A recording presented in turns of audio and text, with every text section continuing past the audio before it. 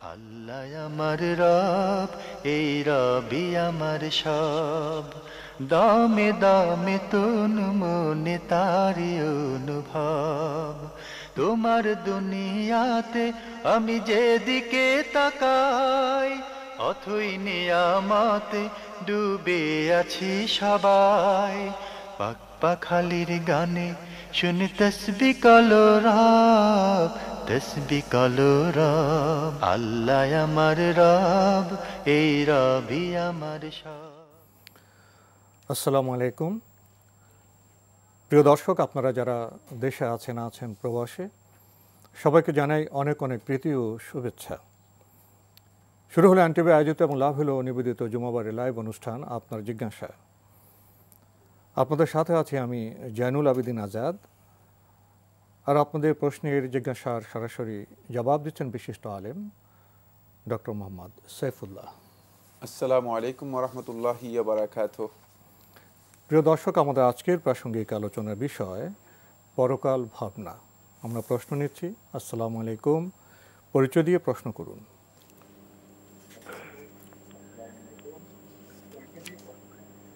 আসসালামু আলাইকুম স্যার। ওয়ালাইকুম আসসালাম, পরিচয় দিয়ে প্রশ্ন করুন। স্যার আমার জি বলুন। স্যার আমার প্রশ্ন দুইটা। বলুন। খালু, আপন খালু আর আপন ফুপা, এই দুজন কি মাহারাম?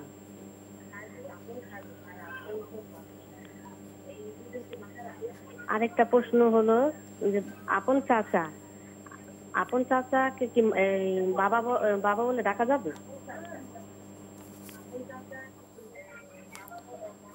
জি, ধন্যবাদ আপনাকে। আপন খালু এবং আপন ফুপা কি মাহারাম? না, ওনারা মাহারামের মধ্যে অন্তর্ভুক্ত নয়। যাদের সাথে স্থায়ী বা বৈবাহিক সম্পর্ক হারাম, তাদের মধ্যে ওনারা দুইজন নেই। সুতরাং এক্ষেত্রে তাদের সাথে পর্দা করতে হবে ইসলামী শরীয়তের বিধান অনুযায়ী। উনি আরও জানতে চেয়েছেন, আপন চাচাকে কি বাবা বলে ডাকা যাবে? হ্যাঁ, বাবা বলে ডাকতে নিষেধ নেই, কিন্তু মানে চাচাকে চাচা হিসেবে ডাকাটাই হচ্ছে সংগত। সেক্ষেত্রে বাবার যে হক রয়েছে সে হক বিনষ্ট হওয়ার সম্ভাবনা রয়েছে। বাবার এটা মানুষই নয়, বাবা তো বাবাই, চাচা তো চাচাই। চাচা, জি। আর মানে যাকে তাকে বাবা ডাকার কোনো মিনিং নেই। সুতরাং এক্ষেত্রে আমাদের উচিত হচ্ছে যেটা, সেটা হলো বাবাকে বাবা ডাকা, আর রাস্তাঘাটের মানুষ দেখে বাবা না ডাকা, এটা হচ্ছে উত্তম। সেটা খেয়াল রাখতে হবে। কেন আপনি চাচাকে বাবা ডাকতে যাবেন? যদি কেউ মানে সম্মানার্থে কোনো মুরব্বী দেখে কাউকে বাবা মনে করেন, বাবা হিসেবে ডাকেন, এই ধরনের ডাকা ইসলামী শরীয়তের মধ্যে তাকরীম সম্মানার্থে নাজায়েজ বা হারাম, নিষিদ্ধ বিষয় নয়। আমরা জানলাম। প্রিয় দর্শক, প্রশ্ন নিচ্ছি। আসসালামু আলাইকুম, পরিচয় দিয়ে প্রশ্ন করুন। ওয়ালাইকুম আসসালাম রহমতুল্লাহ। হ্যালো, শুনতে পাচ্ছি, পরিচয় দিয়ে প্রশ্ন করুন। আমার নাম লিয়াকত, যশোর থেকে বলছি। জি ভাইয়া বলুন। আমার দুইটা প্রশ্ন। জি। একটা প্রশ্ন হলো, আমি সরকারি চাকরিজীবী, রিটায়ারমেন্টে গেছি। আমি কিছু টাকা পেয়েছি, টাকাটা ইসলামী ব্যাংকে ফিক্সড করেছি। জি। ওটাই আমার একমাত্র আয়ের উৎস। জি। এখন এই টাকা থেকে যে লভ্যাংশ আসবে ওটাই আমার জীবন জীবিকা চলার উপায়। জি। এখন আমার তো জাকাত ব্যবস্থা, জাকাত দিতে হবে। তো এখন টোটাল টাকার উপর জাকাত দিতে হবে না ওই টাকা থেকে যে ইনকাম হবে সেটা থেকে আবার জাকাত দিতে হবে? আপনার দ্বিতীয় প্রশ্নটি? দ্বিতীয় প্রশ্ন হচ্ছে পারিবারিক। জি। আমার এক আত্মীয়া, জি, সে খুব পরোপকারী, সে সবার উপকার করে, কিন্তু উপকার করতে যায় সে বিভিন্ন সময় সমস্যায় পড়ে। এখন সে বিভিন্ন সমস্যায় পড়ে, বিভিন্ন লোকের কাছে অপমানিত হয় মাঝে মাঝে। এখন যাদের কাছে সে অপমানিত হয় তারা যখন বিপদে পড়ে তখন সে বলতে চায় যে আমাকে অপমান করার কারণেই সেই ধরনের বিপদ আপদে আপত্তিত হয়েছে। এই ধারণা কি সঠিক? ধন্যবাদ আপনাকে। আপনি খুবই গুরুত্বপূর্ণ প্রশ্ন করেছেন। প্রথম প্রশ্ন, আপনি সরকারি চাকরিজীবী, অবসরে গেছেন, ইসলামী ব্যাংকে ফিক্সড টাকা রেখেছেন, তার যে লাভ হবে সে লাভে জাকাত দিতে হবে কি না? ধন্যবাদ এই ভাইকে। যদি বছর শেষে আপনার কাছে লাভ এবং মূলধন সহ আপনার কাছে নিসাব পরিমাণ সম্পদ থাকে, নিসাব পরিমাণ অর্থ সংরক্ষিত থাকে, তাহলে অবশ্যই আপনাকে এর উপর যাকাত দিতে হবে। এখানে মূলধনের সাথে প্লাস হবে, যোগ হবে আপনার লভ্যাংশ, মূলধন যোগ লভ্যাংশ। লভ্যাংশ যদি লভ্যাংশ আপনার খরচ হয়ে যায় তাহলে কিন্তু আপনার মানে এর মধ্যে অ্যাড হবে না। মানে এক বছর পরে যা থাকবে তার যা থাকবে, জি, এটার উপর যাকাত আসবে এবং আপনাকে এর জন্য যাকাত আপনাকে দিতে হবে, আপনাকে যাকাত দিতে হবে। ওনার দ্বিতীয় প্রশ্ন, ওনার এক আত্মীয়া পরোপকারী, পরের উপকার করতে গিয়ে সমস্যা পড়েন, কখনো কখনো অপমানিত হন, এবং যারা ওনাকে অপমান করেন তারা যদি আবার কখনো অপমানিত হন বা সমস্যায় বিপদে পড়েন, তখন উনি যদি বলেন আমাকে অপমান করার জন্য তোমাদের এই বিপদ এসছে, এমন বক্তব্য, এমন ধারণা কেমন? না, তার ধারণা ভুল, মোটেও সঠিক নয়। আল্লাহ রাব্বুল আলামিন আল্লাহর বান্দাদের মধ্য থেকে কাকে বিপদগ্রস্ত করবেন, কাকে ক্ষতিগ্রস্ত করবেন, কাকে মানে সুন্দর জীবন যাপনের জন্য সামগ্রী নিয়ামত হিসেবে দেবেন, এটা আল্লাহ সুবহানাহু ওয়া তাআলার ফয়সালার মধ্যে অন্তর্ভুক্ত। সুতরাং তিনি আল্লাহর ফয়সালা নিজের উপর মানে নিজের কর্তৃত্বে নিয়ে আসা অথবা আল্লাহর ফয়সালার ক্ষেত্রে নিজেকে মানে কর্তৃত্বশালী মনে করা, এটি একেবারেই না জায়েজ কাজ, এটি মোটেও জায়েজ নয়। ওয়ালানাবলুওয়ান্নাকুম বিশাইইম মিনাল খাউফি ওয়াল জুই ওয়া নাকসিম মিনাল আমওয়ালি ওয়াল আনফুসি ওয়াত থামারাত। আল্লাহ সুবহানাহু ওয়া তাআলা কোরআনে কারীমের মধ্যে বলেছেন, আল্লাহ সুবহানাহু ওয়া তাআলা মানুষদেরকে পরীক্ষা করবেন বিভিন্নভাবে। আল্লাহ রাব্বুল আলামিন বান্দাদেরকে পরীক্ষা করেন। আহাসিবান নাসু আন ইউতরাকু আন ইয়াকুলু আমান্না ওয়া হুম লা ইফতানুন। মানুষকে ধারণা করবে যে তাদেরকে এভাবেই ছেড়ে দেওয়া হবে শুধুমাত্র ঈমান এর ঘোষণা দেওয়ার পর, তাদেরকে পরীক্ষা করা হবে না? অবশ্যই তাদেরকে পরীক্ষা করা হবে। সুতরাং সব দিক থেকে মানে এটা মানুষের জন্য আল্লাহর পক্ষ থেকে একটি বিষয়, এর সাথে তিনি নিজেকে সম্পৃক্ত করাটা, তার এই ধারণা সম্পূর্ণ ভুল, এটি উচিত নয়। আমরা জানলাম। প্রিয় দর্শক, প্রশ্ন নিচ্ছি। আসসালামু আলাইকুম, পরিচয় দিয়ে প্রশ্ন করুন। লাইনে আছেন? হ্যাঁ, ওয়ালাইকুম আসসালাম ওয়া রাহমাতুল্লাহি ওয়া বারাকাতুহু। জি, পরিচয় দিয়ে প্রশ্ন করুন। আমার হ্যাঁ, কোত্থেকে কে বলছেন? আমি পিরোজপুর থেকে বলছি, আমি নাম বলতে চাচ্ছি না। ঠিক আছে, আপনার প্রশ্ন করুন। আমার প্রথম প্রশ্ন হলো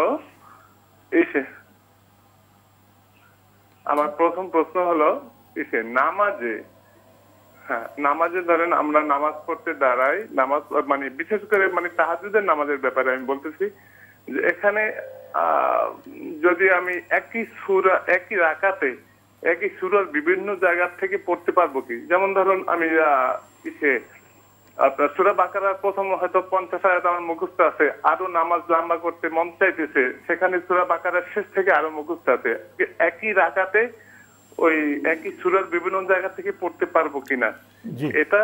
অথবা একই রাকাতে ধরেন আমার সূরা মুজাম্মিল মুখস্থ আছে, আবার সেখান থেকে আবার সূরা নাবা এই ধরনের সূরা পড়তে পারবো কিনা? এই হলো একটা প্রশ্ন। আর দ্বিতীয় প্রশ্ন হইতেছে কুনুতে নাজেলা বা ওই কুনুতে দোয়া কুনুতে নামাজের নিজের ভাষায় মাতৃভাষায় দোয়া করা যাবে কিনা? ধন্যবাদ আপনাকে, আপনি খুবই গুরুত্বপূর্ণ বিষয়ে প্রশ্ন করেছেন। তাহাজ্জুদ নামাজে একই রাকাতে বিভিন্ন সূরা থেকে পড়তে পারবেন কিনা, আগে পিছে করে পড়তে পারবেন কিনা? ধন্যবাদ। এভাবে প্রশ্ন করেছেন যে তাহাজ্জুদের সালাতের মধ্যে একই সূরার বিভিন্ন অংশ থেকে তেলাওয়াত করতে পারবেন কিনা? অবশ্যই পারবেন।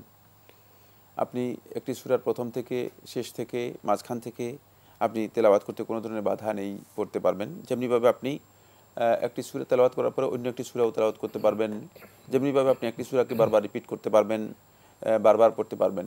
ফাকরাউ মা তায়াসসারা মিনহু ফাকরাউ মা তায়াসসারা মিনাল কুরআন। আল্লাহ রাব্বুল আলামিন এই নির্দেশ দিয়েছেন আমাদেরকে যে তোমরা কোরআন থেকে তোমাদের সামর্থ্যে সাধ্যে যতটুকু কুলায় ততটুকু তোমরা তেলাওয়াত করো, ততটুকু তোমরা পাঠ করো। সুতরাং কোরআন তিলাওয়াতের ব্যাপারে আল্লাহ রাব্বুল আলামিনের পক্ষ থেকে নির্দেশ হচ্ছে সাধ্যের সাথে সম্পৃক্ত, আপনার জানার সাথে সম্পৃক্ত। আপনি যদি কোরআনে কারীমের নফল সালাতের মধ্যে তেলাওয়াত দীর্ঘায়িত করতে চান তাহলে এটা আপনার জন্য জায়েজ রয়েছে, আপনি করতে পারবেন।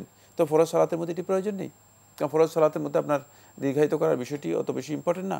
সেখানে আপনি যে কোনো একটি সূরা অথবা যে কোনো মানে আয়াত যদি আপনি তেলাওয়াত করেন তাহলেই আপনার সালাত হয়ে যাবে। কিন্তু নফল সালাতের মধ্যে যেহেতু রাসূলুল্লাহ সাল্লাল্লাহু আলাইহি ওয়াসাল্লাম পছন্দ করেছেন, হাদিসের মধ্যে বলা হয়েছে যে সালাতের মধ্যে উত্তম কাজ যেটি সেটা হচ্ছে তুলুল কুনুত, দীর্ঘ সময় তেলাওয়াত করা, দীর্ঘ সময় দাঁড়িয়ে আল্লাহ রাব্বুল আলামিনের কাছে তেলাওয়াত করা।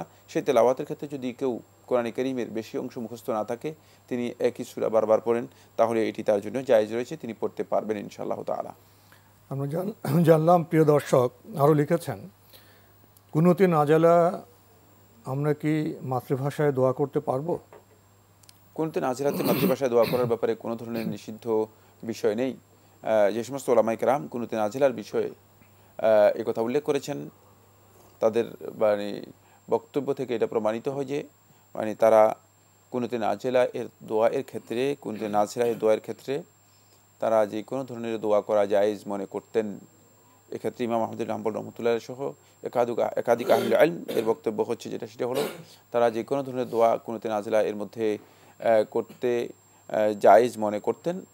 এবং আল্লাহ রাসূল সাল্লাল্লাহু আলাইহি ওয়াসাল্লামের হাদিসের আমরা টেক্সটগুলো যদি দেখি তাহলে এটা আমাদেরকে প্রমাণ করবে যে রাসূলুল্লাহ সাল্লাল্লাহু আলাইহি ওয়াসাল্লাম যখন কুনুতে নাজিলা করেছেন, সুনির্দিষ্ট একটা কিছু কওম মানে কিছু সম্প্রদায়ের বিরুদ্ধে আল্লাহ রাব্বুল আলামিনের কাছে রাসূলুল্লাহ সাল্লাল্লাহু আলাইহি ওয়াসাল্লাম অভিযোগ করেছেন এবং তাদের জন্য বদদোয়া করেছেন। তার মধ্যে রাআল, জাকওয়ান, উসাইয়া এই তিনটি গোত্রের কথা রাসূলুল্লাহ সাল্লাল্লাহু আলাইহি ওয়াসাল্লাম হাদিসের মধ্যে রয়েছে। নির্ধারিতভাবে রাসূলুল্লাহ সাল্লাল্লাহু আলাইহি ওয়াসাল্লাম নাম উচ্চারণ করে সুনির্দিষ্টভাবে করেছেন। এখান থেকে বোঝা যায় এটি বাংলাতে করলেও কোনো ধরনের নিষিদ্ধ বিষয় নেই।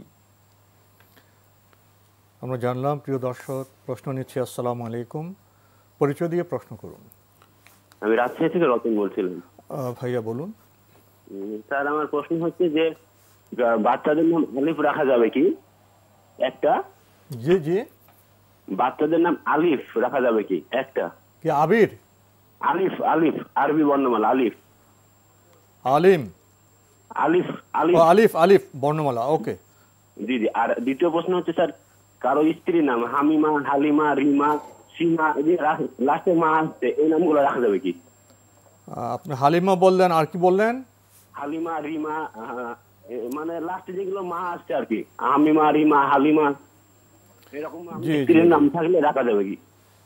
ধন্যবাদ আপনাকে ভাই। নাম নিয়ে তো আমরা কথা বলতে চাই না, কারণ নামের নিয়ে প্রশ্নের উত্তর জবাব দিলে এত নামের বিষয় আসবে, তখন আমরা জীবন ঘনিষ্ঠ মূল বিষয়ে কথা বলতে পারবো না। আপনি অনেক কষ্ট করে হয়তো ফোনটি পেয়েছেন। সন্তানের নাম কি আলিফ রাখা যাবে? হ্যাঁ, সন্তানের নাম আলিফ রাখা জায়েজ রয়েছে, তবে নামের বিষয়ে এই ভাইয়ের প্রশ্ন যথার্থ হয়নি, যেহেতু আমরা এই প্রশ্ন উত্তর প্রোগ্রামে নামের কোনো বিষয়ে আলোচনা করি না। আমরা প্রশ্ন নিচ্ছি। আসসালামু আলাইকুম, প্রিয় দর্শক পরিচয় দিয়ে প্রশ্ন করুন। আসসালামু আলাইকুম। ওয়ালাইকুম আসসালাম। আসসালামু আলাইকুম। ওয়ালাইকুম আসসালাম। আব্দুল সালাম, আমি ক্যান্টনমেন্ট থেকে বলছি। জি ভাইয়া বলুন।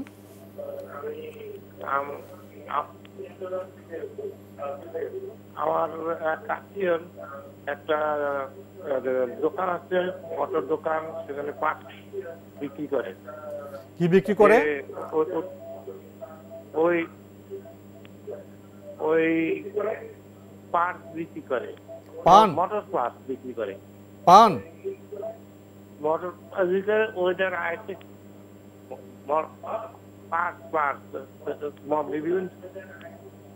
বিভিন্ন ধরনের পার্টস আছে না, মোটর মোটর গাড়ির পার্টস বিক্রি করে আর কি। জি জি জি, প্রশ্ন আমরা প্রশ্নটা কি বিক্রি করে। ওইটা থেকে ওইটার আয় থেকে তার সংসার চলে, কিন্তু সংসার চালাইতে সে কিন্তু সংসারটা ঠিক মতো চলে না।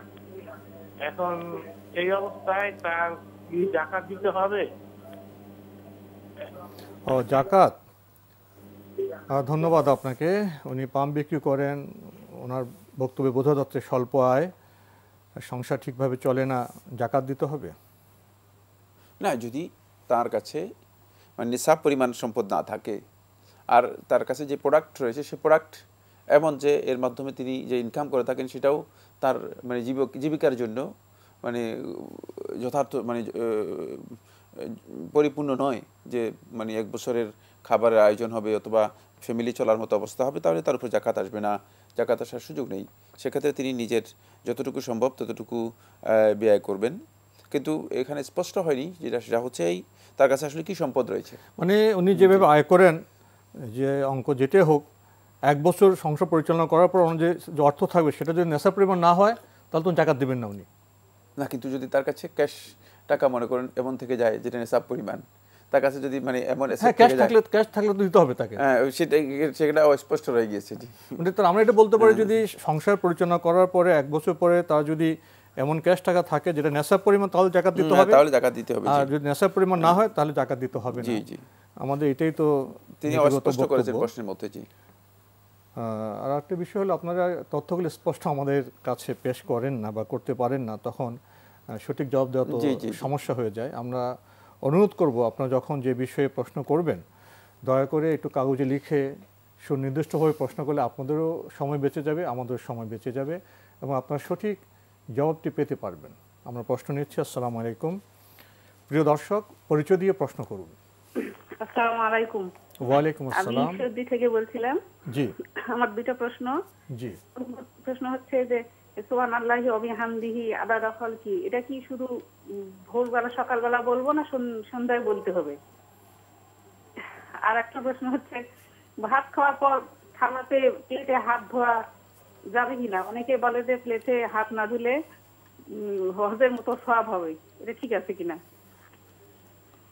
আসসালামু আলাইকুম। ধন্যবাদ আপনাকে। উনি একটি দোয়ার কথা বললেন, এটাকে সকালে পড়বেন না সন্ধ্যায় পড়বেন? সুবহানাল্লাহি ওয়া বিহামদিহি আদাদা খালকিহি ওয়া রিদা নাফসিহি ওয়া জিনাতা আরশিহি ওয়া মিদাদা কালিমাতিহি, যে দোয়াটির কথা উল্লেখ করেছেন এটি সকালবেলায় পড়বেন। রাসূলুল্লাহ সাল্লাল্লাহু আলাইহি ওয়াসাল্লাম হাদিস দ্বারা সকালবেলায় পড়ার বিষয়টি সাব্যস্ত হয়েছে। কিন্তু এটি আল্লাহ রাব্বুল আলামিনের তাসবিহ, এমন তাসবিহ যে তাসবিহ যদি আল্লাহর বান্দা মানে পুরা দিন আল্লাহ রাব্বুল আলামিনের বসে বসে আল্লাহ তাআলা জিকির করে থাকে তার চেয়ে উত্তম একটি তাসবিহ।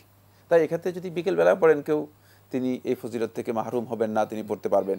এটাকে রাসূলুল্লাহ সাল্লাল্লাহু আলাইহি ওয়াসাল্লাম সকালে পড়তে বলেছেন, এর অর্থ এই নয় যে বিকেলে কেউ পড়লে মানে তিনি এর ফজিলত থেকে মাহরুম হবেন, ব্যাপারটি এমন নয়। বিকেলেও আপনি পড়তে পারেন, রাতেও পড়তে পারেন, বরং মানে এই ধরনের তাসবিহ সুবহানাল্লাহি ওয়া বিহামদিহি এটা তাসবিহ মিন তাসবিহাত আল মালাইকা, ফেরেশতাদের যে সমস্ত তাসবিহ আল্লাহ রাব্বুল আলামিনের রাসূল সাল্লাল্লাহু আলাইহি ওয়াসাল্লাম বলেছেন তার মধ্যে একটি। তাই এটা নিয়মিত কেউ যদি পড়েন এটা তার জন্য উত্তম কাজ, সুযোগ থাকলে তিনি পড়তে পারবেন। ওনার আরেকটি প্রশ্ন কেউ কেউ বলে থাকেন, সেটা উল্লেখ করে উনি বলেছেন ভাত খাওয়ার পর প্লেটে হাত ধোয়া বিষয়টি। প্লেটে হাত ধুতে কোনো ধরনের বাধা নেই, নিষিদ্ধ কিছুই নেই। আর আপনি যে বক্তব্য বা ফজিলতের কথা উল্লেখ করেছেন এটি মানে কুসংস্কার অথবা মিথ্যা বক্তব্য, এর কোনো ভিত্তি আছে আমার জানা নেই। আমরা জানলাম। প্রিয় দর্শক, প্রশ্ন নিচ্ছি। আসসালামু আলাইকুম। পরিচয় দিয়ে প্রশ্ন করুন।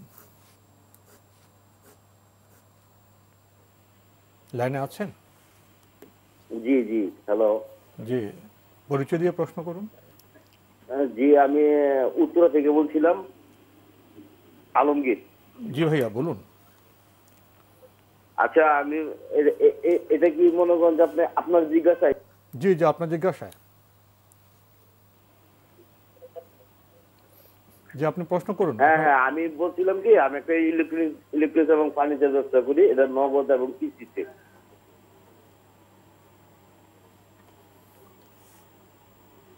হ্যাঁ, আচ্ছা, এটা কি ইসলামের দৃষ্টিতে কি এটা কতটুকু জায়েজ আছে এই কিস্তির ব্যবসা? আপনি নগদে এবং কিস্তিতে কি বিক্রি করেন? আমি জীবনে যে খাট, টিভি, খানাডলি, ওয়ার্ডরোব, ড্রেসিং টেবিল এগুলি আর কি। আচ্ছা, মানে নগদ এবং কিস্তিতে বিক্রি করেন। এটা জায়েজ আছে কি নেই তো? হ্যাঁ হ্যাঁ হ্যাঁ। কিস্তিতে গেলে তো আপনার মধ্যে দাম একটু বেশি নেন না? হ্যাঁ হ্যাঁ, কিস্তিতে। আচ্ছা, ওটা তো আপনাদের সাথে একটা নির্দিষ্ট চুক্তি হয়, তাই না? হ্যাঁ হ্যাঁ হ্যাঁ। ধন্যবাদ আপনাকে। পেয়েছেন তো প্রশ্ন পেয়েছি। যদি বিক্রির চুক্তি সুনির্দিষ্টভাবে হয়ে থাকে তাহলে নগদে অথবা কিস্তিতে বিক্রি করা ইসলামী শরীয়তের মধ্যে জায়েজ। এখানে কোনো ধরনের অবৈধ কিছুই নেই, যেহেতু ওয়াহাল্লাহুল বাই ওয়া হাররামা রিবা। আল্লাহ সুবহানাহু ওয়া তাআলা কোরআনে কারীমে সূরাতুল বাকারার মধ্যে স্পষ্ট করে বলে দিয়েছেন আল্লাহ রাব্বুল আলামিন বেচা কেনাকে হালাল করেছেন। এটি বেচা কেনা ছাড়া আর কিছুই নয়। বেচা কেনা এর মধ্যে নগদও হতে পারে, বাকিতেও হতে পারে। আর বাকির অনেকগুলো সিস্টেমের মধ্যে একটা সিস্টেম হচ্ছে সেটা হলো কিস্তিতে। সেটা পরিশোধ করা, বাকি বিক্রির মধ্যে কিস্তিতে পরিশোধ করা এটি জায়েজ। এবং সেরকম দামেরও কিছু তারতম্য হতে পারে। দামের তারতম্যের বিষয়টি ইত্তেফাকের সাথে সম্পৃক্ত। আপনি যদি নগদেও দামের তারতম্য করেন সেটাও আপনার চুক্তির সাথে সম্পৃক্ত। চুক্তি হয়ে গেলে সেটা জায়েজ হয়ে যাবে। প্রিয় ভাই, আমরা জানলাম আমাদের আজকের প্রাসঙ্গিক আলোচনার বিষয় পরকাল ভাবনা। ধন্যবাদ। একটি গুরুত্বপূর্ণ বিষয় পরকাল ভাবনা। আসলে আমরা এই দুনিয়ার যে পার্থিব জীবন রয়েছে, এই জীবনটা আমাদের কাছে নগদ হওয়ার কারণে আর জীবন যাপনের সাথে একেবারে নিবিড় সম্পৃক্ত হওয়ার কারণে আমরা জীবনটাকে মনে করছি এটাই হচ্ছে আমাদের আবাসন, আসল জীবন, এটাই হচ্ছে আমাদের আসল জীবন, এটাই হচ্ছে আমাদের মূল গন্তব্য। এখানে আমাদের বড় ধরনের মিস্টেক হচ্ছে, সেটা হলো এই যে আসলে আমাদের আবাসন এখানে নয়, আমাদের ডেস্টিনেশন সেটা কিন্তু পরকালেই, এবং সেটা আরো অনেক দূরে। এই দুনিয়া তো ক্ষণিকের পরীক্ষার স্থান। সেখানে আল্লাহ সুবহানাহু ওয়া তাআলা কোরআন কারীমের মধ্যে একটি বক্তব্য দিয়েছেন, যে বক্তব্যটি পূর্ববর্তী যত সাহিফা, যত আসমানি কিতাব, ডিভাইন যত কিতাব আল্লাহ সুবহানাহু ওয়া তাআলা অবতীর্ণ করেছেন, প্রত্যেকটি কিতাবের মধ্যে বিষয়ে আল্লাহ রাব্বুল আলামিন জানিয়ে দিয়েছেন। সেটা হলো এই যে পার্থিব কারণে মানুষগুলো দুনিয়ার জীবনটাকে অনেক বেশি গুরুত্ব দেয়, অনেক বেশি প্রাধান্য দেয়। বাল তুসিরুনাল হায়াতাদ দুনিয়া, বরং তোমরা দুনিয়ার জীবনটাকে বেশি প্রাধান্য দিয়ে থাকো। ওয়াল আখিরাতু খায়রুন ওয়া আবকা। আল্লাহ রাব্বুল আলামিন এখানে এক কথায় পরকালের দুইটি পরিচয় দিয়ে দিয়েছেন, সেটা হলো ওয়াল আখিরাতু, আর আখিরাতটা হচ্ছে তোমাদের জন্য খায়রুন, তোমাদের জন্য কল্যাণকর, সবচেয়ে বেশি কল্যাণ আখিরাতের মধ্যে রয়েছে। সুতরাং দুনিয়ার যত জিনিস আমরা মনে করছি যে এটা আমাদের জন্য কল্যাণকর, এটি আখিরাতের তুলনায় অনেক কল্যাণের দিক থেকে অনেক নিচে, অনেক দুর্বল, কোনো সন্দেহ নেই। এরপরে আল্লাহ রাব্বুল আলামিন আরেকটি পরিচয় আখিরাতের এভাবে করে দিচ্ছেন, সেটা হলো এই ওয়া আবকা, আর এটা হচ্ছে একেবারেই চিরস্থায়ী। আর দুনিয়ার জীবনটা হচ্ছে ক্ষণস্থায়ী, একেবারেই বঙ্গুর একটি জীবনের মতো। ফলে আমরা দেখতে পাই কবিতার ভাষায় এভাবে বলেছেন, ইন্নামাদ দুনিয়া কাবাইতিন নাসাজাতুল আনকাবুতু, যে দুনিয়াটা হচ্ছে এমন একটা ঘরের মতো, যে ঘরটি মাকড়সা তার যে ঘর তৈরি করে থাকে, যে জাল, এই জালের মতো, মাকড়সার ঘরের মতো, এত ক্ষণস্থায়ী যে কোন সময় আপনার কাপড়ের সাথে, কোন সময় আপনার ফুয়ের সাথে, কোন সময় আপনার ফুয়ের সাথে চলে গেল মাকড়সার এই বানানোর সুন্দর একটা ঘর, আপনি টের পাবেন না, বুঝতে পারবেন না। ঠিক আমার এই দুনিয়ার জীবনে যত কিছু আমি একসাথ করছি, যত কিছু আমি তৈরি করছি, সকল চাকচিক্য কোন ফাঁকে চলে যাবে আপনি কেউ টের পাবো না। তাই আখিরাতের ভাবনা যখন আমাদের সামনে থাকবে, তখন যে কাজগুলো সাধিত হয় সেগুলো হচ্ছে আল্লাহ রাব্বুল আলামিন বান্দার অন্তরের মধ্যে দুনিয়ার জীবনের প্রতি যেই প্রাধান্যতা রয়েছে, যেই ভালোবাসা রয়েছে, সেই ভালোবাসার চেয়ে আখিরাতের প্রাধান্য এবং আখিরাত মুখী তাকে করে দেয়। আখিরাতের জীবন তার কাছে স্থায়ী হয় এবং সে বুঝতে পারে যে আমার মূল ডেস্টিনেশন হচ্ছে আসল জীবন পরকালে, পরকালের জীবন আমাদের কাছে সবচেয়ে বেশি গুরুত্ব পাওয়ার কথা। এই বিষয়ে ইনশাআল্লাহ আমরা আপনার সাথে আরো কথা বলবো। আমরা প্রশ্ন নিচ্ছি। আসসালামু আলাইকুম, প্রিয় দর্শক, পরিচয় দিয়ে প্রশ্ন করুন। আসসালামু আলাইকুম। ওয়ালাইকুম আসসালাম। আমি বগুড়া থেকে খোকন বলতেছি। জি ভাইয়া বলুন। ফরজ সালাতের পর সম্মিলিতভাবে হাত উঠাইয়া মোনাজাত করা যাবে কিনা? ধন্যবাদ আপনাকে। পেয়েছেন তো প্রশ্ন? জি পেয়েছি। এবার প্রশ্ন স্পষ্ট। ফরজ সালাতের পর সম্মিলিতভাবে হাত উঠিয়া মোনাজাত করা যাবে কিনা না, এই মর্মে কোনো রাসূলুল্লাহ সাল্লাল্লাহু আলাইহি ওয়াসাল্লাম কোনো হাদিস সাব্যস্ত হয়নি।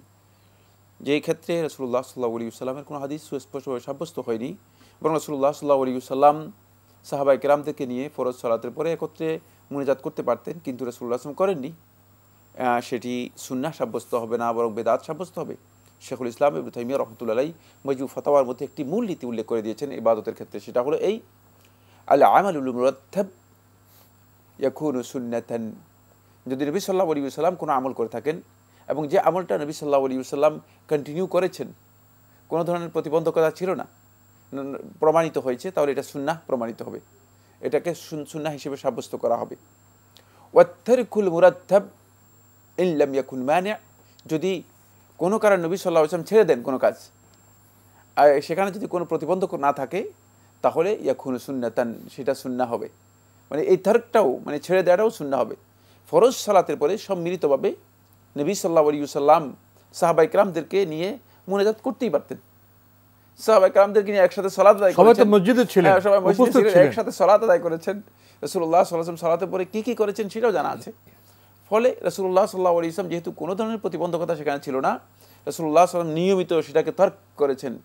এমনকি আল্লাহ রাসূল সাল্লাল্লাহু আলাইহি ওয়াসাল্লাম জীবনে কোনোদিন একদিনও করেছেন মর্মে কোনো মিথ্যা হাদিসও সাব্যস্ত হয়নি। তাহলে এই কাজটি কোনোভাবেই মানে জায়েজ হওয়ার কোনো সুরত নেই, বরং এর তর্কটা হচ্ছে সুন্নত। যদি কেউ এটাকে মুনাজাত হিসেবে করে নেন তাহলে এটি বেদাত হবে, এতেও কোনো সন্দেহ নেই। আমরা নতুন প্রশ্নে যাব, তবে তার আগে একটি বিষয় আপনার সামনে পেশ করতে চাই। আমরা স্পষ্ট করে জানলাম ফরজ সালাতের পরে সম্মিলিত মোনাজাত করাটা সুন্নাহ সম্মত নয়। মানুষ তো মোনাজাত করতে চায়, মোনাজাত কখন করতে পারবে? সারা জীবন মনে রাখতে পারবে, যখন খুশি তখন করতে পারবে। নামাজের পরেও কিন্তু মানে আমরা শুধু যে প্রক্রিয়ায় মানে প্রশ্ন করেছেন সেই প্রক্রিয়াটিকে আমরা বলেছি যে এই সিফাত এইখানে এই পদ্ধতি নবী সাল্লাল্লাহু আলাইহি ওয়াসাল্লামের আমল দ্বারা সাব্যস্ত হয়নি, সুতরাং এইভাবে সম্মিলিতভাবে মুনাজাত করবে না। কিন্তু মানুষ যে কোনো সময় মুনাজাত করতে পারবে, আমরা মুনাজাত করতে পারবো। ফরজ নামাজ শেষে আজকার দোয়া পড়ার পরেও আমরা ব্যক্তিগতভাবে দোয়া করতে পারবো, আমরা জানলাম। প্রিয় দর্শক, প্রশ্ন নিচ্ছি। আসসালামু আলাইকুম, পরিচয় দিয়ে প্রশ্ন করুন। জি, ওয়ালাইকুম আসসালাম। আমার নাম মোহাম্মদ রনি, নারায়ণগঞ্জ থেকে। জি ভাইয়া বলুন। জি, আমরা যে ভাত খাওয়ার পরে যে ওই অনেকে বলে যে হাত দেওয়ার পানিটা খাওয়া সুন্নত বা অনেক কথা বলে, এটা কি সঠিক কিনা? ওই যে প্লেটের ধোয়া পানি না? জি, ভাত খাওয়ার পরে হাত ধোয়ার যে পানিটা আর কি। জি, ধন্যবাদ আপনাকে। পেয়েছেন তো প্রশ্ন?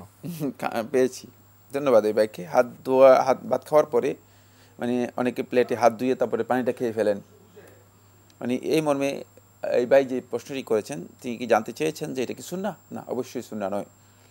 আর এটা কি স্বাস্থ্যকর উপাদেয়? এই ব্যাপারটি অবশ্যই মেডিকেল সায়েন্সের কাছে যেতে হবে। সেক্ষেত্রে দেখা যায় যে মানে এই উপাদেয় হওয়ার বিষয়টিও এটা প্রমাণিত হয়নি, মানে স্বাস্থ্যকর বা এই ধরনের উপাদেয় এই ধরনের কোনো বিষয়ও প্রমাণিত হয়নি। সুতরাং এটা হতে পারে যে কোনো কুসংস্কার থেকেই আমাদের মধ্যে এসে অনুপ্রবেশ করেছে, এবং কুসংস্কার এবং একটা ধারণা থেকে হয়তো আমরা মনে করেছি যে এই ধরনের কাজটি উত্তম হতে পারে। তবে নবী সাল্লাল্লাহু আলাইহি ওয়াসাল্লামের সুন্নাহ দ্বারা এই ধরনের কোনো আমল সাব্যস্ত হয়নি যে নবী সাল্লাল্লাহু আলাইহি ওয়াসাল্লাম প্লেট ধুয়ে এভাবে খেয়েছেন।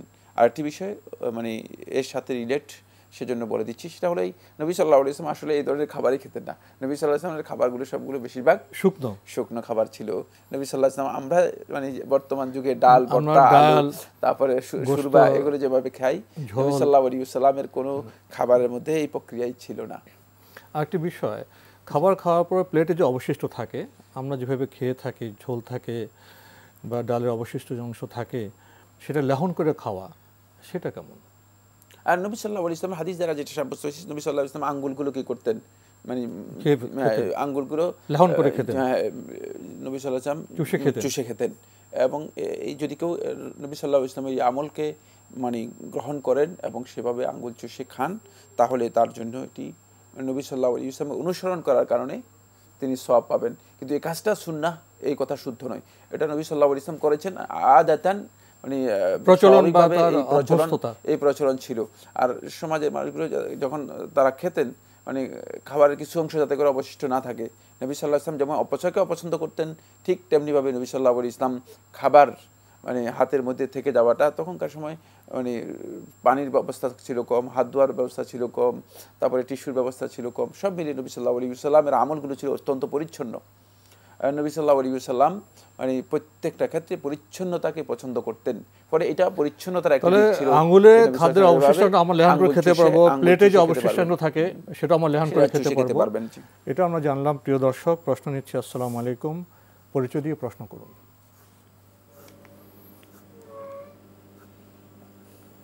আসসালামু আলাইকুম, প্রিয় দর্শক, পরিচয় দিয়ে প্রশ্ন করুন। লাইনে আছেন? ওয়ালাইকুম আসসালাম। কে বলছেন, কোত্থেকে বলছেন? আমি ফরিদপুর থেকে রেফাতুল বলছিলাম। জি ভাইয়া বলুন। আমার প্রশ্ন হলো যে ডাক্তারদের যে বিভিন্ন ওষুধ কোম্পানির লোক যে বিভিন্ন নগদ টাকা বা উপহার সামগ্রী প্রদান করে, জি মানে ডাক্তারকে উপহার দেন, তাই তো? ডাক্তারের যে ডায়াগনস্টিক সেন্টার থেকে যে টেস্টের উপরে, জি জি, ডাক্তাররা যে ডায়াগনস্টিক সেন্টারে রোগী পাঠায়। জি জি, ডায়াগনস্টিক সেন্টারে। ধন্যবাদ আপনাকে। ডাক্তারদের নিয়ে প্রশ্ন, দুইটি বিষয় আমরা উপলব্ধি করলাম, উনি খুব স্পষ্ট করে ক্লিয়ার করতে পারেননি, তবু ওনার বক্তব্য থেকে বোঝা যায় অনেক সময় ওষুধ কোম্পানি থেকে ডাক্তারকে উপহার দেওয়া হয়, আবার অনেক সময় ডাক্তার রোগীদেরকে বিভিন্ন সেন্টারে পাঠায়, সেখান থেকে কমিশন পান, এগুলোর অবস্থা কি? ওষুধ কোম্পানি থেকে ডাক্তারকে মানে স্যাম্পল হিসেবে মানে কিছু ওষুধ যদি তাকে দেয়া হয়ে থাকে, যেটা বিনা মূল্যে মানে বিক্রয়ের জন্য মানে স্যাম্পল হিসেবে দেওয়া হয়, সেটা একটি বিষয়। আরেকটি বিষয় হচ্ছে মানে অনেকগুলো বিষয় তিনি একসাথে করে দিয়েছেন। আর একটা বিষয় হচ্ছে মানে ডাক্তারকে নিয়মিত একটা মশওয়ারা অথবা নিয়মিত টাকা দিয়ে, নগদ টাকা দিয়ে ডাক্তারকে নিয়োগ দেয়া। প্রথম কথা হচ্ছে যদি চুক্তি থাকে ডাক্তারের সাথে যে তাকে ওষুধ দেওয়া হচ্ছে, তাকে নিয়মিত একটা মশওয়ারা দেওয়া হচ্ছে, মানে কিছু বেনিফিট দেওয়া হচ্ছে, এই জন্য যে তাদের ওষুধ লেখার জন্য, এই কাজটি ডাক্তারের জন্য এইভাবে গ্রহণ করা জায়েজ নেই। তাহলে তিনি মানে জুলুম করবেন কাদের উপর? রোগীদের উপর। যদি চুক্তি না থাকে তাহলে শুধুমাত্র হাদিয়া দেওয়া তার জন্য জায়েজ রয়েছে। যদি ডাক্তারকে হাদিয়া দেওয়া হয় থাকে যে আপনাকে এই ওষুধগুলো আমরা স্যাম্পল হাদিয়া দিলাম, আপনি দেখেন, আর আমাদের ওষুধের কোয়ালিটি এই, সেক্ষেত্রে যদি ডাক্তারের সাথে চুক্তি না থাকে আর ডাক্তার যদি মনে করেন যে যারা যে ওষুধ দিয়েছে ওষুধের তাদের কোয়ালিটি ঠিক আছে এবং রোগীর জন্য এটা মানে হতে পারে, মানে কোয়ালিটি এবং এর প্রাইসের দিক থেকে রোগীর জন্য মানে ঠিক আছে, সেক্ষেত্রে ডাক্তার যদি সেটাকে প্রেসক্রাইব করেন তাহলে এটি না জায়েজ নয়, জায়েজ রয়েছে। তৃতীয় যে মাসআলাটি, সেটা আরেকটি বিষয়, সেটা হলো এই ডাক্তারকে টাকা দিয়ে, এক্ষেত্রে ডাক্তার যদি কোম্পানির সাথে মানে প্রমোশনে যান, মানে কোম্পানির মানে প্রচারের জন্য ডাক্তার যদি কন্ট্যাক্ট করেন যে আমি মানে আপনাদের প্রমোশন করব, তা সেক্ষেত্রে মানে আমার মানে কোম্পানির সাথে যদি তার চুক্তি থাকে, এই ক্ষেত্রে ডাক্তার যদি কোম্পানির এই ওষুধ প্রমোশনের কাজ করে থাকেন, ডাক্তারের জন্য এটি না জায়েজ নয়, ডাক্তার এই কাজটি করতে পারবেন। কিন্তু শর্ত হচ্ছে সেক্ষেত্রে তিনি প্রমোশনের কাজ করতে পারবেন, কিন্তু তিনি বাধ্য করতে পারবেন না। তার জন্য জায়েজ নেই যে মানে রোগীকে বাধ্য করা যে এই ওষুধ আপনাকে কি করতে হবে, নিতে হবে। সেক্ষেত্রে তিনি স্পষ্ট করে দেবেন যে আমি এই কোম্পানির মানে প্রচারণা করি এবং এই কোম্পানিটা আমার কাছে ভালো মনে হয়, এর ওষুধের এই কোয়ালিটি ভালো, আপনি দেখতে পারেন। হ্যাঁ, তিনি এই প্রমোশনের বিষয়টা যে এই কোম্পানির মানে ওষুধ আপনি কিনতে পারেন, এই জন্য আমরা এই কোম্পানির ওষুধ লিখে দিলাম, মানে তিনি ক্লিয়ার করে বলে দেবেন। তৃতীয় যে মাসআলাটি অ্যাড করেছেন সেটা হচ্ছে ডায়াগনস্টিক সেন্টারগুলোতে মানে যেভাবে কমিশন নেওয়া হয় থাকে, এই পদ্ধতিতে কমিশন নেওয়া সম্পূর্ণ হারাম হবে।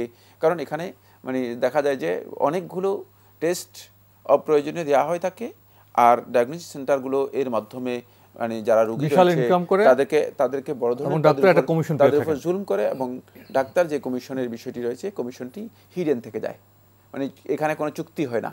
এই হিডেন থাকার কারণে এটি সম্পূর্ণরূপে ইসলামী শরিয়া অনুযায়ী হারাম হবে। আমার মনে হয় বিষয় তিনটি স্পষ্ট হয়েছে। আমরা জানলাম। প্রিয় দর্শক, প্রশ্ন নিচ্ছে। আসসালামু আলাইকুম, পরিচয় দিয়ে প্রশ্ন করুন। জি, আমার দুটো প্রশ্ন। ওয়ালাইকুম সালাম। জি, আসসালামু আলাইকুম, আমি ঢাকা থেকে বলছি। যে 48 মাইল দূরে অবস্থান করলে যে জোহর, আসর এবং এশার নামাজে যে কসর করা হয়, সেটা কি ইয়েতে মানে 4 রাকাত সুন্নত কি সাথে পড়তে হবে? আর দ্বিতীয় প্রশ্ন হলো যে জুমার নামাজ আরম্ভ হওয়ার পূর্বে অনেকে বলে যে হলো মহিলাদের ঘরে নামাজ পড়া আগে ঠিক নয়, এটা কতটা সত্য? ধন্যবাদ আপনাকে, আপনি খুবই গুরুত্বপূর্ণ প্রশ্ন করেছেন। কসর নামাজে কি সুন্নত কসর করতে হবে? না, মুসাফির ব্যক্তি তিনি যেহেতু ফরজ তাকে কসর করতে বলা হয়েছে, সুন্নাত নফল তার পড়ার প্রয়োজন নেই। নবী সাল্লাল্লাহু আলাইহি ওয়াসাল্লামের সুন্নাহ হচ্ছে তিনি সুন্নাত পড়তেন না। নবী সাল্লাল্লাহু আলাইহি ওয়াসাল্লাম সফরের মধ্যে সুন্নাত পড়তেন না। শুধু দুইটি সুন্নাতের ব্যাপারে রিওয়ায়াত পাওয়া গিয়েছে, একটি হচ্ছে ফজরের সুন্নাত 2 রাকাত এবং সালাতুল ভিতর ভিতরের সালাতের ব্যাপারে নবী সাল্লাল্লাহু আলাইহি ওয়াসাল্লাম গুরুত্ব আরোপ করেছেন, তাকিদ রয়েছে। তবে এই দুই সুন্নাহও যদি কেউ না পড়েন তিনি গুনাহগার হবেন না, বাধ্যতামূলক বিষয় নয়। কিন্তু নবী সাল্লাল্লাহু আলাইহি ওয়াসাল্লাম যেহেতু সফর অবস্থায় এই দুইটি সুন্নাত ছাড়তেন না, সেক্ষেত্রে উত্তম হচ্ছে এই দুইটি সুন্নাহ তিনি পড়বেন। বাকি সুন্নাহগুলো সুন্নাত হচ্ছে মানে মুসাফির ব্যক্তি সেগুলো মানে সুন্নাত পড়বেন না, সুন্নাত যেগুলো রয়েছে সেগুলো পড়বেন না। এটা হচ্ছে নবী সাল্লাল্লাহু আলাইহি ওয়াসাল্লামের সুন্নাহ। আরেকটি প্রশ্ন, কেউ কেউ বলে থাকেন জুম্মার নামাজ সম্পন্ন হওয়ার আগে ঘরে মেয়েরা নামাজ পড়বে না। না, এই বক্তব্য সঠিক নয়, যেহেতু সমস্ত ওলামায়ে কেরামের ইজমা নকল করেছেন ইবনুল মুনজির রাহিমাহুল্লাহু তাআলা, ইবনে আব্দুল বার রাহিমাহুল্লাহু তাআলা, ইবনে হাজম রাহিমাহুল্লাহু তাআলা, এই তিনজনই ইজমা নকল করেছেন যে আন্নাল জুমআতা লা তাজিবু আলাল মারআতি, যে মহিলাদের উপর জুমা ওয়াজিব হবে না। যে জুমা ওয়াজিব না হলে প্রশ্নই আসে না যে জুমার জন্য তিনি অপেক্ষা করবেন, হয়ে গেলেই পড়তে পারবেন, হয়ে গেলেই তিনি যোহরের সালাত আদায় করতে পারবেন, ওয়াক্ত হয়ে গেলেই তিনি যোহরের সালাত আদায় করতে পারবেন। আমরা জানলাম। প্রিয় দর্শক, প্রশ্ন নিচ্ছি। আসসালামু আলাইকুম, পরিচয় দিয়ে প্রশ্ন করুন। লাইনে আছেন? হ্যাঁ আছি। জি, আপনার পরিচয় দিয়ে প্রশ্ন করুন। আসসালামু আলাইকুম। ওয়ালাইকুম আসসালাম। আমার নাম ফাতেমা জান্নাতি, আমি পাবনা থেকে বলছিলাম। জি বলুন। কিছুদিন আগে আমার বাবা মারা গিয়েছে। আমার তো সবাই বলেছে যে আমার মাকে সব গহনা খুলে রাখতে হবে, এটা কি সত্যি? জি, আর কোনো প্রশ্ন আছে? জি, 40 দিন পর্যন্ত নাকি আমার মাকে বাইরে বের হওয়া যাবে না। জি, আর কোনো প্রশ্ন? না। ধন্যবাদ আপনাকে। পেয়েছেন তো প্রশ্ন? জি, প্রশ্ন পেয়েছি। প্রথম প্রশ্ন হচ্ছে তার বাবা মা গিয়েছেন, তিনি কেউ কেউ বলেছেন যে তার গহনাগুলো খুলে রাখতে। হ্যাঁ, সৌন্দর্যের জন্য যে গহনা তিনি পরেছেন সেগুলো তিনি ব্যবহার করবেন না, তিনি ব্যবহার করবেন না। এটি ইসলামী শরীয়তের মধ্যে ইহদাদ বলা হয় থাকে। নবী সাল্লাল্লাহু আলাইহি ওয়াসাল্লাম ইহদাদকে সুন্নাহ বলেছেন, হাদিস দ্বারা প্রমাণিত হয়েছে যে মুসলিম নারী ইহদাদ করবে। ইহদাদ হচ্ছে মানে সাজসজ্জা গ্রহণ করবে না। সাজসজ্জা হিসেবে যে সমস্ত মানে গহনা ব্যবহার করা হয় থাকে সেগুলো তিনি গ্রহণ করবেন না। কিন্তু মানে যে সমস্ত গহনা বা যে সমস্ত জিনিসের মানে সাজসজ্জার জন্য করা হয় না, এটা প্রতিনিয়ত পড়া থাকে, স্বাভাবিকভাবে মানুষ ব্যবহার করে থাকে, সেগুলো ব্যবহার করতে কোনো ধরনের বাধা বা নিষিদ্ধ নেই। মানে এগুলো নাজায়েজ কিছুই নয়। মানে ইহদাদের সাথে মানে ইসলামী শরীয়তের ইহদাদের সাথে আবার অন্য কালচার থেকে, অন্য সংস্কৃতি থেকে আমরা আরও কিছু জিনিস অ্যাড করে দিয়ে শেষ পর্যন্ত এমন করা হয়েছে যে মানে মনে হচ্ছে যেন মারা গিয়েছে তো একসাথে মানে মহিলাও মারা গিয়েছে, এই ধরনের একটা অবস্থা তৈরি করে দেওয়া হয়। স্বামী মারা গিয়েছে মানে স্ত্রীও শেষ, স্ত্রীও মারা গিয়েছে, ব্যাপারটা এমন নয়। স্বামী মারা গেলে এই স্ত্রীর জন্য মানে দুনিয়ার বাকি জীবন পুরোটাই তার জন্য রয়ে গিয়েছে। সুতরাং তাকে এভাবে মানে বিধবা মনে করে তাকে একেবারেই শেষ করে দেয়া, এটা অন্য কালচার থেকে, মানে সৌন্দর্য বর্ধনের অলংকার পরবেন না, স্বাভাবিক একটু কানে ছোট্ট একটা টপ বা নাকে একটা এগুলো থাকতে পারে। যে সমস্ত বিষয় রয়েছে সেগুলো তিনি পড়তে নিষেধ নেই। সেক্ষেত্রে অলংকার সৌন্দর্য বর্ধন করে এই জন্য অলংকার ব্যবহার করবেন না। আর পরে দুই যে মাসালাটি সেটা হলো 40 দিন বের হতে পারবেন না, এই কথাও শুদ্ধ নয়। যারা বলেছেন তিনি ইদ্যত পালন করবেন আর বাত আশহুরি ওয়া আশরা, 4 মাস 10 দিন। কত দিন হলো? 4 মাস 10 দিন হলে তো 130 দিন, 130 দিন, 40 দিন নয়। সুতরাং 130 দিন তিনি মানে এখান থেকে প্রয়োজন ছাড়া বের হবেন না। 130 দিন একান্ত প্রয়োজন ছাড়া তিনি বের হবেন না, এটা হচ্ছে ইসলামী শরিয়ার বিধান। এরপরে তিনি মানে পুরা জীবনই তার জন্য মানে বৈধতা রয়েছে, তিনি বের হতে পারবেন, তার স্বাধীন কাজ তিনি করতে পারবেন। শুধুমাত্র আল্লাহ রাব্বুল আলামিনের এই বিধান, সেক্ষেত্রে 40 দিন নয়, মানে 4 মাস 10 দিন তিনি অপ্রয়োজনীয় কাজে ঘোরাফেরা করতে পারবেন না, বের হতে পারবেন না।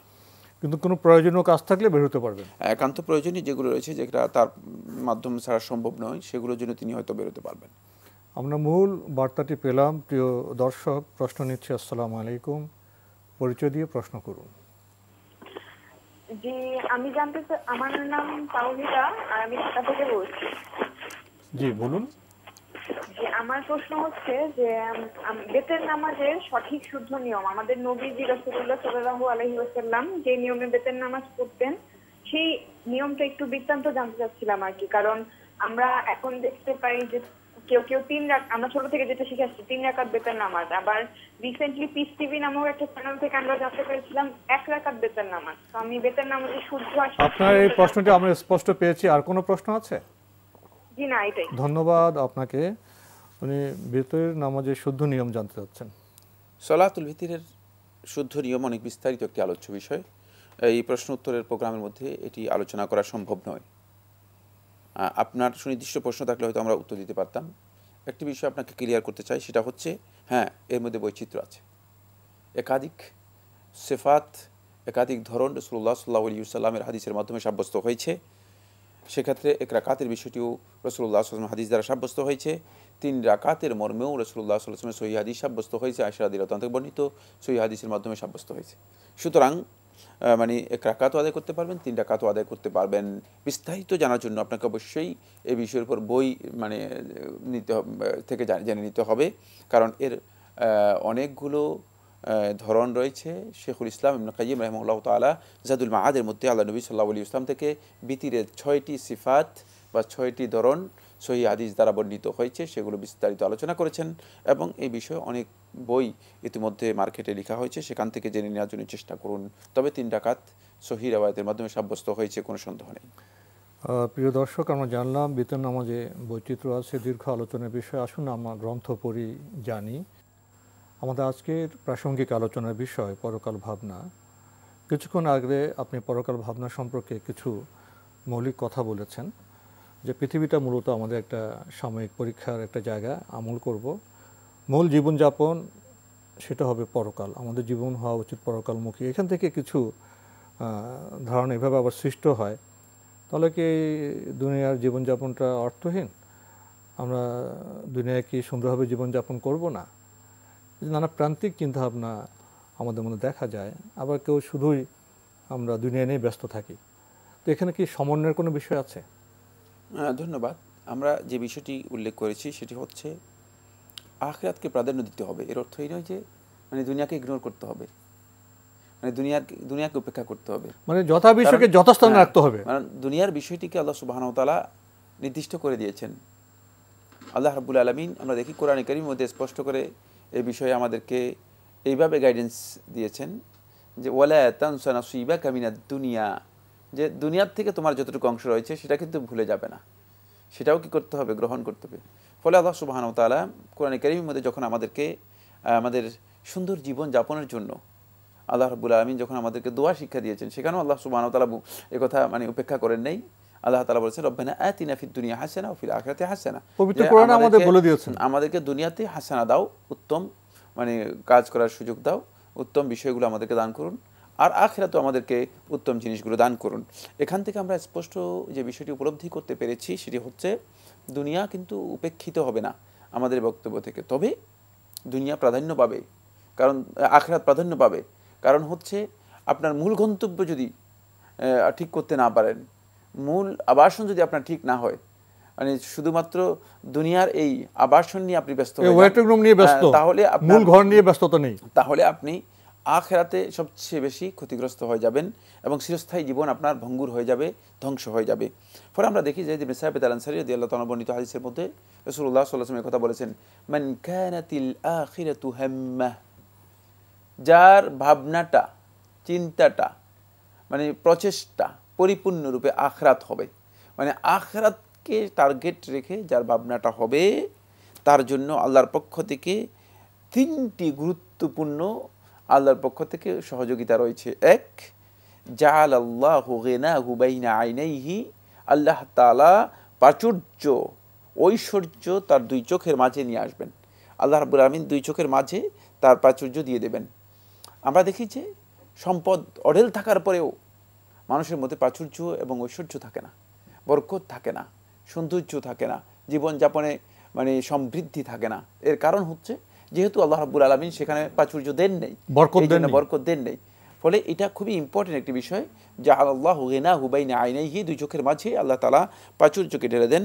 এরপরে কি ওয়াজামা লাহু আমরাহু, এবং তার দুনিয়ার যে কাজগুলো আছে সেগুলোকে আল্লাহ সুবহানাহু ওয়া তাআলা একেবারে মানে একসাথ করে দেন, সেগুলো গুছিয়ে দেন। মানে দেখা যায় যে বিক্ষিপ্ত হয় না, বিক্ষিপ্ত বিচ্ছিন্ন কোনো কাজ নয়। অনেককে দেখা যায় অনেক সম্পদের অধিকারী, কিন্তু এখানে ওখানে এখানে এই সেই বিক্ষিপ্ত বিচ্ছিন্ন, কোনো শান্তি নেই। দুনিয়াটা তার জন্য মনে হয় যেন একটা বড় বিপর্যয়, দুনিয়াটা মনে হয় যেন তার জন্য একটা অস্থিরতার কারণ।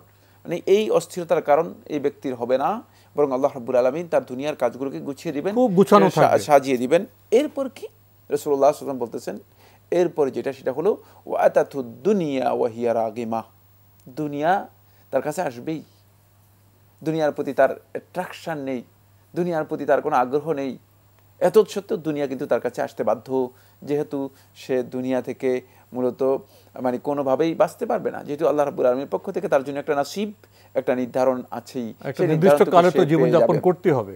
ফলে দেখা গিয়েছে যেটা সেটা হলো এই আখিরাতকে যদি সত্যিকার আমরা প্রাধান্য দিতে পারি তাহলে কিন্তু আমরা দুনিয়া থেকে মাহরুম হব না, কিন্তু দুনিয়াকে যদি আমরা বেশি প্রাধান্য দেই তাহলে আখিরাত থেকে আমরা পরিপূর্ণরূপে মাহরুম হয়ে যেতে পারি। আপনি যা বললেন, যদি আমরা দুনিয়া আখিরাতকে প্রাধান্য দিয়ে দুনিয়া জীবনযাপন করি তাহলে আমরা আখিরাতে পাবো, দুনিয়া পাবো। আর যদি পরকাল ভুলে গিয়ে আখিরাত ভুলে গিয়ে শুধু দুনিয়া নিয়ে ব্যস্ত থাকি তাহলে দুনিয়াও শেষ, আখিরাতও শেষ। দুনিয়া হতে পারে যে মানে শেষ হয়ে যেতে পারে, তবে মানে কোনো সন্দেহ নেই আখিরাত যে শেষ হয়ে যাবে, আখিরাতে যে আমরা নিষ্ফল নিষ্কাম হয়ে যাব, কোনো সন্দেহ নেই। আমরা খুবই গুরুত্বপূর্ণ বিষয়ে অবগত হলাম। প্রিয় দর্শক, প্রশ্ন নিচ্ছি। আসসালামু আলাইকুম, পরিচয় দিয়ে প্রশ্ন করুন। ওয়ালাইকুম আসসালাম, আমি মোহাম্মদ ইসমাইল হোসেন। জি ভাইয়া বলুন। Forest officer, Ishwardi, Pabna. জি ভাইয়া বলুন। যেহেতু আমি চাকরি করি, সেটা হলো চাকরি করি বিধায় ওই যে জিপিএফ এ টাকা সরকার 10% টাকা অন্তত বাধ্যতামূলক রাখতে বলে, এবং সেইখানে সরকার সুদ দেয়। তো সুদ তো হারাম অবশ্যই, কিন্তু আমার প্রশ্ন হলো যে আজ থেকে 10 বছর আগে আমার 1 লক্ষ টাকা ছিল, তখন তো 10,000 1 লক্ষ টাকা দিয়ে আমি হয়তো 5 ভরি সোনা পাইতাম। তো এখন তো 2 ভরি সোনা পাবো। তা আমি সুদ না নিলে বা লাভ না নিলে তো আমি আসলে আর্থিকভাবে ক্ষতিগ্রস্ত হচ্ছি। তো এই ব্যাপারে ইসলামের ব্যাখ্যা কি? ধন্যবাদ আপনাকে। আপনি একটি যুক্তি পেশ করেছেন যে ডিপিএসে নির্দিষ্ট অঙ্কের টাকা কেটে রেখে দেওয়া হয় এবং সেখানে সুদ দেওয়া হয়। তো ওনার অর্জিত টাকায় 10 বছর আগে উনি 5 ভরি স্বর্ণ পেতেন, সেই টাকা এখন পাবেন 2 ভরি। তাহলে সুদ না নিলে তো উনি অনেক ক্ষতিগ্রস্ত হচ্ছেন, এখন কি করবেন? এই জন্যই তো সুদকে হারাম করা হয়েছে। সুদের লেনদেনের মধ্যে ক্ষতি রয়েছে বলেই তো হারাম করা হয়েছে। আপনি যদি সেই স্বর্ণ কিনতেন এবং সেই স্বর্ণের ব্যবসার মধ্যে যেতেন তাহলে অবশ্যই আপনি উপকৃত হতেন। এই জন্য বেচা কেনাকে হালাল করা হয়েছে। আপনি তো ভুল কাজ করেছেন, আপনি কেন তখন স্বর্ণ কিনেননি? এই জন্য টাকা তো ডিপিএসে জমা, বাধ্যতামূলক জমা, সুতরাং সেক্ষেত্রে আপনার কেনার সুযোগ নেই, সুদ নেওয়ার সুযোগ নেই। সুদকে এই কারণেই হারাম করে দেওয়া হয়েছে। তাই যদি আপনি এক্ষেত্রে বাধ্য হন ডিপিএসে রাখার জন্য, আপনার জন্য বাধ্যতামূলক হওয়ার কারণে কিছুই করার নেই। আপনি সেক্ষেত্রে আপনার সুদটুকু আপনার জন্য হবে না। ফালাকুম রুউসু আমওয়ালিকুম, শুধুমাত্র মূলধনটুকু আপনি পাবেন, মূলধন আপনার থাকবে। বাকি বাধ্য হওয়ার কারণে সুদ আপনি যেটা আসবে সেটা গরিব, ফকির, মিসকিন এবং উত্তম যে সমস্ত কল্যাণকর কাজ আছে সেগুলোর মধ্যে ব্যয় করবেন। আমরা জানলাম। প্রিয় দর্শক, প্রশ্ন নিচ্ছি। আসসালামু আলাইকুম, পরিচয় দিয়ে প্রশ্ন করুন। জি, মোহাম্মদ সুমন মিয়া বলছি নারায়ণগঞ্জ থেকে। জি ভাইয়া বলুন। যে আমাদের এই যে ফজর নামাজে যে 2 রাকাত সুন্নত, এটাই যদি আমি না পাই তাহলে ফরজটা কি আমি ডাইরেক্ট গিয়ে ফরজে দাঁড়াতে পারবো? ধন্যবাদ আপনাকে। পেয়েছেন? জি, ফজর নামাজে যখন ফরজ সালাত শুরু হয়ে যাবে, ফজর নয় সকল সালাতের মধ্যে সরাসরি গিয়ে সালাতে অংশগ্রহণ করা হচ্ছে সুন্নাহ, নবী সাল্লাল্লাহু আলাইহি ওয়াসাল্লামের নির্দেশ। বরং একদল উলামায়ে কেরাম বলেছেন ওয়াজিব, এমনকি শেখ মোহাম্মদ সালসাবিন রহমতুল্লাহ তার ফতোয়ার মধ্যে উল্লেখ করেছেন এছাড়া কোনো সুন্নত বা নফল নামাজের নিয়ত করা হারাম। এই মর্মে হানাফি মাযহাবের একদল উলামায়ে কেরাম ফতোয়া দিয়েছেন। তাহলে উনি ফরজে ঢুকে যাবেন, সুন্নতটা পরে পড়তে পারবেন, পরে পড়বেন। জি, আমরা জানলাম। প্রিয় দর্শক, প্রশ্ন নিচ্ছি। আসসালামু আলাইকুম, পরিচয় দিয়ে প্রশ্ন করুন। লাইনে আছেন? ওয়ালাইকুম আসসালাম, আমার নাম আব্দুল হাকিম। জি ভাইয়া বলুন। আমার প্রশ্ন হলো হুজুরের কাছে যে জিন কি সত্যি সত্যি মানে মানুষের ক্ষতি করে কিনা? জি, ধন্যবাদ আপনাকে। জিন কি সত্যি সত্যি মানুষের ক্ষতি করে? জিনদের মধ্যে দুষ্ট জিন যারা রয়েছে, মারাতুল জিন বলা হয় থাকে এদেরকে, মারাদাতুল জিন যারা রয়েছে জিনদের মধ্যে দুষ্ট প্রকৃতির, তারা মানুষের ক্ষতি করার জন্য চেষ্টা করে এবং ক্ষতি করার মানে মানুষের ক্ষতি করে না, মানুষের ক্ষতি করতে পারলে দুষ্ট মানুষ তো মানুষের ক্ষতি করে, দুষ্ট মানুষের ক্ষতি করে, চক্রান্তকারী ষড়যন্ত্রকারী মানুষের ক্ষতি করে। ঠিক জিনরাও এই প্রকৃতির যে সমস্ত জিন রয়েছে তারা মানুষের ক্ষতি করার জন্য চেষ্টা করে। আমরা জানলাম। প্রিয় দর্শক, প্রশ্ন নিচ্ছি। আসসালামু আলাইকুম, পরিচয় দিয়ে প্রশ্ন করুন। প্রশ্নটা কি করবো? জি, আপনার পরিচয় দিয়ে প্রশ্ন করুন। হ্যাঁ, আসসালামু আলাইকুম। ওয়ালাইকুম আসসালাম। জি, আমার প্রশ্নটা হচ্ছে যে বর্তমান সময়ের ইরানের কাসেম সুলাইমানির ব্যাপারে। জি, যে উনি হত্যা হওয়ার পর মানে নিহত হওয়ার পরে আমাদের বাংলাদেশের অনেক মানুষ বলতেছে তিনি শহীদ। তো আসলে কি এটা কি শহীদের মর্যাদা তিনি পাবেন ইসলামিক দৃষ্টিকোণ থেকে? একটু জানালে উপকৃত হতাম। ধন্যবাদ আপনাকে। আপনি বর্তমান সময়ের আন্তর্জাতিক পরিমণ্ডলের একটি গুরুত্বপূর্ণ বিষয়ে প্রশ্ন করেছেন যে ইরানের মেজর জেনারেল কাসেম সুলাইমানিকে যে হত্যা করা হয়েছে এবং সেই প্রেক্ষিতে অনেকে তাকে শহীদ বলছেন। শহীদ কি বলা যাবে? ধন্যবাদ, খুব গুরুত্বপূর্ণ প্রশ্ন করেছেন। প্রথম কথা হচ্ছে জেনারেল কাসেম সুলাইমানি তার যে হত্যাকাণ্ড এটি বৈধ প্রক্রিয়ায় হয়নি। বাকি কোনো ব্যক্তির মৃত্যুর পরে তাকে শহীদ আখ্যায়িত করা ইসলামী শরীয়তের বিধানের পরিপন্থী কাজ। নবী সাল্লাল্লাহু আলাইহি ওয়াসাল্লামের সহিহ হাদিস দ্বারা সাব্যস্ত হয়েছে। সহিহ বুখারীর মধ্যে নবী সাল্লাল্লাহু আলাইহি ওয়াসাল্লাম থেকে বর্ণনা করা হয়েছে যে সাহাবায়ে কেরামদের মধ্যে একদল একথা বলেছেন যে অমুককে শহীদ, এভাবে শহীদ বলেছেন। রাসূলুল্লাহ সাল্লাল্লাহু আলাইহি ওয়াসাল্লাম বলেছেন যে আরাহু ফিন্নার, তাকে তো জাহান্নামে দেখতেছি। সুতরাং শাহাদাতের বিষয়টি মানে এইভাবে সাক্ষ্য দেয়া এটি একেবারে ভুল কাজ। ফলে ইমাম বুখারী রাহমাতুল্লাহ আলাইহি একটা অধ্যায় করেছেন বাবুন লা ইউকালু ফুলানুন শহীদ। এই অধ্যায়ের মধ্যে বর্ণনা করেছেন লা ইউকালু, এই কথা বলা যাবে না যে ফুলানুন অমুক শহীদ অমুক। এটা আমাদের একটা বড় ধরনের বিচ্যুতি। যারা শরিয়ার জ্ঞান আমরা রাখি না তারা এই ধরনের বক্তব্য দিয়ে থাকি। এটা হলো দ্বিতীয় নম্বর পয়েন্ট। তৃতীয় নম্বর পয়েন্ট সেটা হচ্ছে এই কাসেম সুলাইমানি, সেটা কি জানেন? সে মানে এই যুগে 10 থেকে 20 লক্ষ মুসলিমের রক্ত, সুন্নি মুসলিমের রক্ত তার হাতে রঞ্জিত হয়েছে। সুতরাং শহীদ হওয়ার প্রশ্নই আসে না, কারণ তার আকীদা, তার বিশ্বাস এগুলো সম্পূর্ণরূপে নবী সাল্লাল্লাহু আলাইহি ওয়াসাল্লামের যে সুন্নাহ রয়েছে সুন্নাহ পরিপন্থী ছিল। সুতরাং শাহাদাতের বিষয়ের জন্য শর্ত হচ্ছে অবশ্যই আকীদাগত দিক থেকে একজন ব্যক্তি পরিচ্ছন্ন সহিহ আকীদার, বিশুদ্ধ আকীদার অনুসারী হতে হবে। আমরা জানি সুস্পষ্টভাবে সে একেবারেই বিচ্যুত একটা আকীদার দৃষ্টিভঙ্গির লোক ছিল। সেক্ষেত্রে আমাদের অবস্থান সুস্পষ্ট, সেটা হলো কোনোভাবেই আমরা মনে করি না তাকে সে শহীদ অথবা শহীদ হতে পারে বা শাহাদাতের মর্যাদা। আল্লাহ রাব্বুল আলামিন তার সম্পর্কে সবচেয়ে ভালো জানেন, এটা হচ্ছে আমাদের বক্তব্য।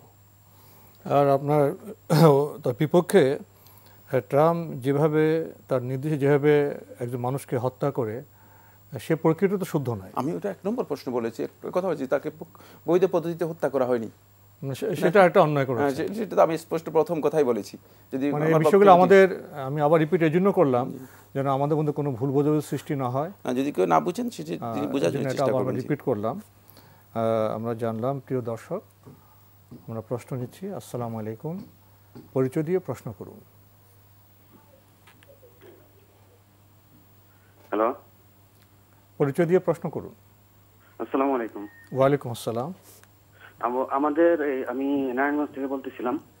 তো আমাদের এখানে একটা ওয়াজ মাহফিল হলো, তো সেখানে বক্তা বললেন যে নবীজির শরীরে মশা মাছি বসতো না। তখন হুজুরের কাছে প্রশ্ন যে নবীজির শরীরে মশা মাছি বসতো না, এরকম কোন হাদিস আছে কিনা? ধন্যবাদ আপনাকে। নবী সাল্লাল্লাহু আলাইহি ওয়াসাল্লামের শরীরে মশা মাছি বসতো না। নবী সাল্লাল্লাহু আলাইহি ওয়াসাল্লামের শরীরে মশা মাছি বসতো না, এই মর্মে যেই রিওয়ায়াতগুলো উল্লেখ করা হয় থাকে এগুলো সনদ বা গ্রহণযোগ্যতার দিক থেকে মোটেও শক্তিশালী নয়, দুর্বল। হতে পারে যে পরবর্তী সময়ে কেউ আবিষ্কার করেছেন, তবে কোনো সন্দেহ নেই নবী সাল্লাল্লাহু আলাইহি ওয়াসাল্লামের মর্যাদার সাথে এই ধরনের বক্তব্য সামঞ্জস্যপূর্ণ। নবী সাল্লাল্লাহু আলাইহি ওয়াসাল্লামের মর্যাদার সাথে সামঞ্জস্যপূর্ণ, কিন্তু আন্দাজে নবী সাল্লাল্লাহু আলাইহি ওয়াসাল্লাম সম্পর্কে মানে এই বক্তব্য দেওয়ার মানে যতক্ষণ পর্যন্ত আমাদের কাছে মানে সহি কোনো অথেন্টিক কোনো বক্তব্য থাকবে না, মানে দলিল থাকবে না, সে ধরনের বক্তব্য দেওয়া জায়েজ নয়। কিন্তু নবী সাল্লাল্লাহু আলাইহি ওয়াসাল্লামের শানের সাথে, মর্যাদার সাথে এটি সামঞ্জস্যপূর্ণ। নবী সাল্লাল্লাহু আলাইহি ওয়াসাল্লামের যেখানে নবী সাল্লাল্লাহু আলাইহি ওয়াসাল্লাম যখন দিবসে বের হতেন সেখানে মেঘের মাধ্যমে নবী সাল্লাল্লাহু আলাইহি ওয়াসাল্লাম ছায়া দেওয়া হতো, সেক্ষেত্রে নবী সাল্লাল্লাহু আলাইহি ওয়াসাল্লামের মর্যাদার সাথে এটি সামঞ্জস্যপূর্ণ।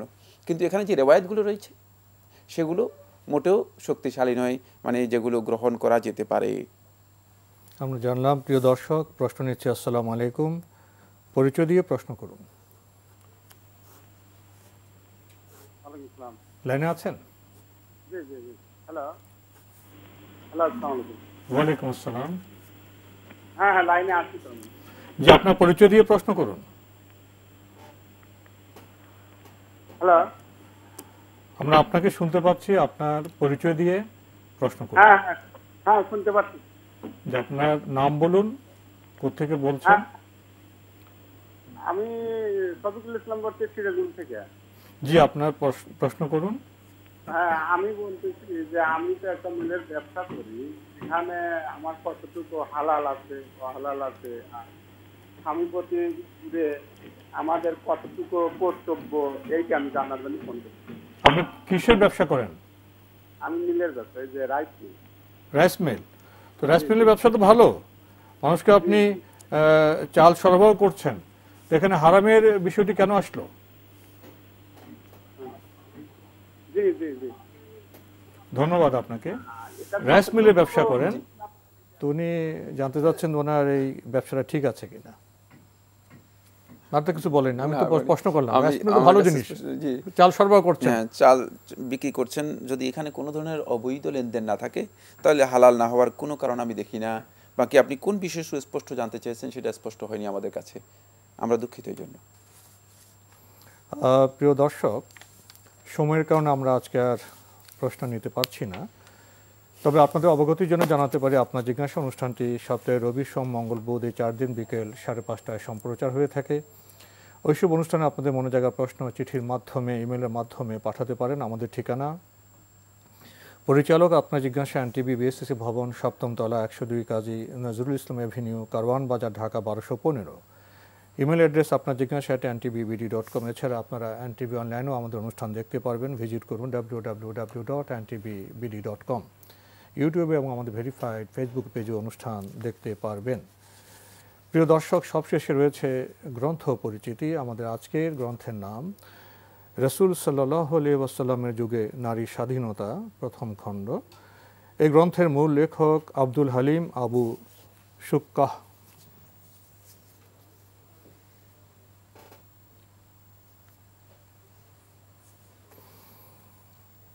এই গ্রন্থটি প্রকাশ করেছে Bangladesh institute of Islamic thought.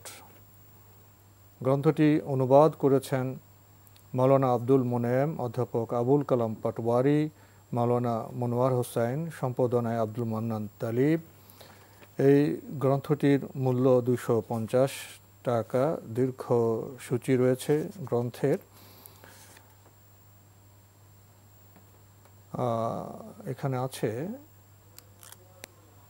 আল কোরআনে উল্লেখিত ব্যক্তিত্ব সম্পন্ন নারীর পরিচয়, প্রসঙ্গ কথা, নারী ও পুরুষ একই উৎস থেকে উৎসারিত, মানবতার কল্যাণ সাধনে নারীর দায়িত্ব কর্তব্য সম্পর্কে আল কোরআনের ভাষ্য, জাহেলিয়াতের অজ্ঞতা ও নির্যাতন থেকে নারীর মুক্তিদান, নারীর ব্যক্তিত্ব বিকাশের প্রতি গুরুত্ব আরোপ, নারীর ব্যক্তি স্বাধীনতা, নারীর পারিবারিক মর্যাদা, বিধবা ও তালাক প্রাপ্তদের অধিকার, মিরাসি সূত্রে প্রাপ্য সম্পত্তিতে নারীদের অংশীদার করা, দারুল কুফর থেকে হিজরত ওয়াজিব হওয়ার ক্ষেত্রে পুরুষদের সাথে নারীদের অংশগ্রহণ, মদিনায় হিজরতকালে মুসলিম পুরুষদের সাথে নারীদের অংশগ্রহণ, আরও চমৎকার সব বিষয় রয়েছে এই গ্রন্থে।